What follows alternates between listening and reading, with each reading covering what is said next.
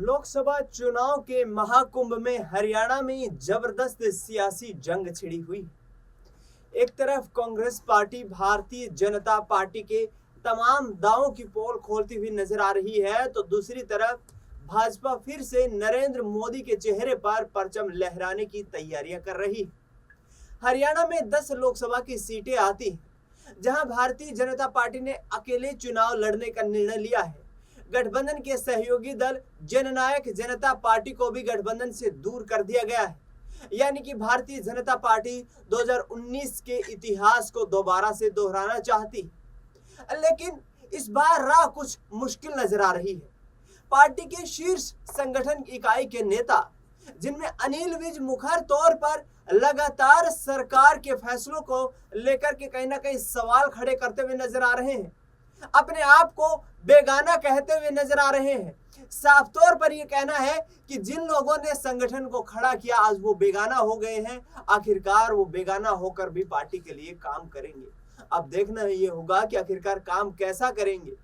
क्या सत्ता से बेदखल करने का काम करेंगे या फिर सत्ता में वापसी का काम करवाएंगे। इन तमाम पहलुओं पर चर्चा होगी, लेकिन उससे पहले आपको अनिल विज का वो बयान सुनाते हैं जिनमें वो अंबाला के लोगों से कुछ खास अपील करते नजर आ रहे हैं। सुनिए जरा। आज तो मैं केवल एक बात आपसे कहना चाहता हूं। माना कुछ लोगों ने मुझे मेरी पार्टी में ही बेगाना बना दिया, परंतु कई बार बेगाने अपनों से भी ज्यादा काम करता था।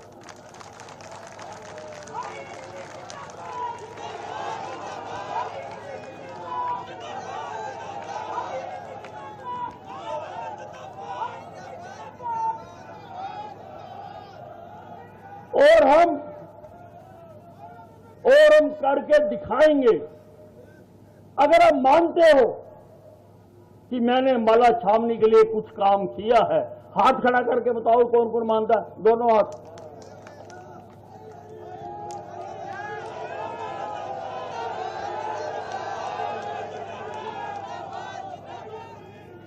तो अब काम करने की बारी आपकी है। अपनी टोलियां बनाकर घर घर जाइए, हर घर में जाइए, जो काम किए हैं लोगों को बताइए। जो मनोहर लाल जी ने किए हैं वो भी बताइए, जो मैंने किए हैं वो भी बताइए, जो मोदी जी ने किया है वो भी बताइए। और घर घर जाके कहो कि हमने 5 साल एक आदमी धूप बरसात में खड़ा होकर काम करता रहा। 70 सालों में जो नहीं हुआ उसने वो अंबाला छावनी में करके दिखाया।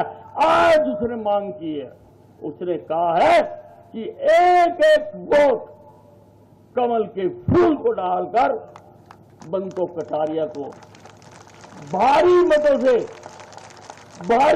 से विजयी कराएं। तो सुना आपने अनिल विज को कि वो कहते नजर आ रहे हैं कि पार्टी संगठन ने हमें बेगाना कर दिया, लेकिन जिम्मेदारियां कुछ ऐसी हैं कि हमें पार्टी के साथ जुड़े रहना आवश्यक है। ऐसे में मेरे वरिष्ठ सहयोगी अमन जी मेरे साथ मौजूद। अमन जी, अनिल विज के बार बार जो ये बयान सामने आ रहे हैं, किस दर्द को यहाँ पर बयान कर रहे हैं अनिल विज? देखिए, बिल्कुल दिनेश जी, हम हरियाणा की बात करते हैं और जाहिर बात है कि उसमें अनिल विज का नाम बीजेपी के लिहाज से सबसे ऊपर आता है। भले ही सीएम जो नायब से ही हो, लेकिन जिस तरह की ताकत, जिस तरह का कह सकते हैं अनुभव अनिल विज के पास है, वैसा अनुभव दूसरों के पास दिखाई नहीं पड़ता। लेकिन उन सब के बावजूद तकलीफ तब होती है शायद अनिल विज को कि इतना अनुभव होने के बावजूद, इतने कद्दावर नेता होने के बावजूद, कई बार विधायक रहने के बावजूद, मंत्री रहने के बावजूद, जब उनको सीएम पद कैसे कह सकते हैं दूर कर दिया जाता है, बड़ा मंत्रालय भी उनको नहीं दिया जाता, तब उनकी तकलीफ जो है निकल कर बाहर आती है दिनेश। और जाहिर सी बात है कि बड़े नेताओं को अगर इस तरह से आप दरकिनार करोगे तो बीजेपी के लिए मुश्किल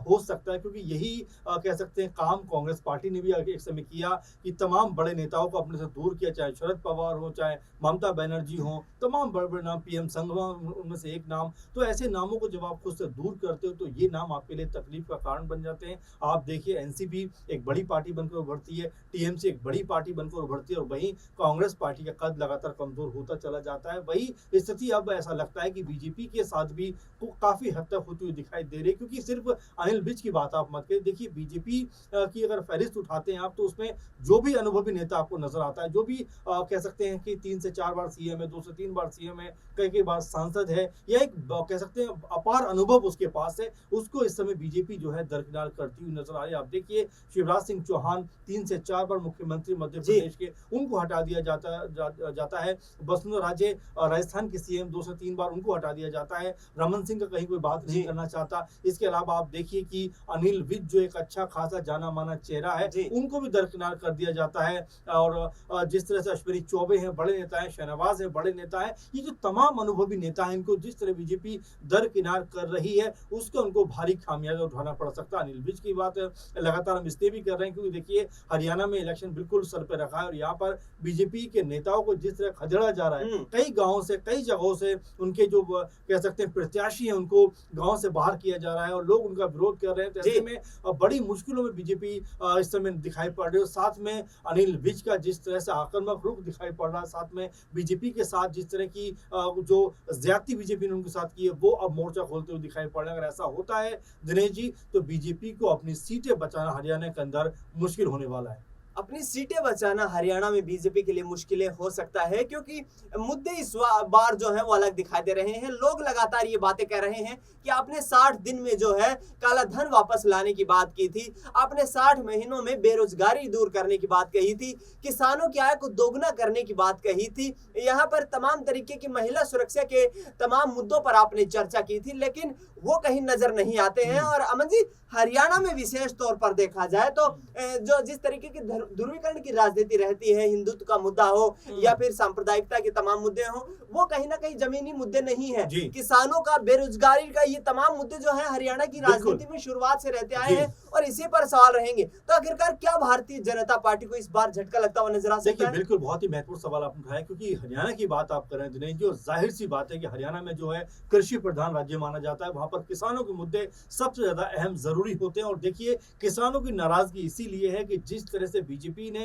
या सरकार ने जिस तरह से उनको दिल्ली आने से रोका, तमाम तरह के उनकी राहों में अवरोध उत्पन्न की, एमएसपी की बात की थी, एमएसपी नहीं दी, तमाम और भी ऐसे मामले थे जिसको लेकर किसान लगातार सरकार से गुहार लगाते हैं, लेकिन सरकार ने उनकी एक नहीं सुनी। आप देखिए 2019 के बाद से लगातार सरकार कहीं ना कहीं कई मंचों पे कह सकते हैं किसान जो है सरकार के खिलाफ अपना प्रदर्शन करते रहे। आपने देखा कि जिस तरह 2020, 21, 22 में हमने देखा कि पूरे का पूरा आंदोलन चला, उसमें भी लगातार किसान यही बात कहते हुए नजर आए। जिस तरह से हमने 23 के अंत में देखा कि लगातार जो किसान तमाम बॉर्डर्स पे जमा हो रहे थे, चाहे पंजाब की बात करें या दिल्ली के आसपास बॉर्डर्स की बात करें, लेकिन उसके बावजूद जो केंद्र की सरकार है उसने उनकी बात मानना जरूरी नहीं समझा। और यही बात है, किसान लगातार नाराज हैं, अपने गांव से, अपने जो इलाके वहां से बीजेपी के जो प्रत्याशी उनको खदेड़ते हुए नजर आ रहे हैं। और इसमें कई बड़े नाम भी शामिल है, ऐसा नहीं कि छोटे मोटे नेताओं की बात हो रही। तो ये मानकर आप चलिए कि हरियाणा में जो बीजेपी सपने देख रही थी कि 10 की 10 सीटें वो जीतेंगे, दुष्यंत चौटाला को एक भी सीट देने की बात उन्होंने नहीं मानी कि भाई हम आपको एक भी सीट नहीं देंगे। तो आप ये तय मानकर चलिए कि यहाँ पर अब बीजेपी को घाटा होने वाला है। बीजेपी को नुकसान हो सकता है, क्योंकि हरियाणा का जो राजनीतिक समीकरण है वो फिलहाल बीजेपी के पक्ष में दिखाई नहीं देता है।